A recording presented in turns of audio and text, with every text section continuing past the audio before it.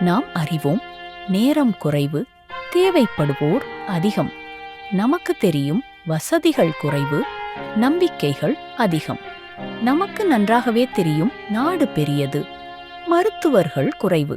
நாட்டிற்கு தேவை உயிர்காப்பாளர்கள், புதிய மருத்துவர்கள். இதையெல்லாம் அறிந்தே அந்த பொறுப்பை உணர்ந்து கொண்டு 2017 முதல் 2025 வரை 3200க்கும் மேற்பட்ட மாணவர்களின் கனவை ஸ்பைரோ நனவாக்கி உள்ளது.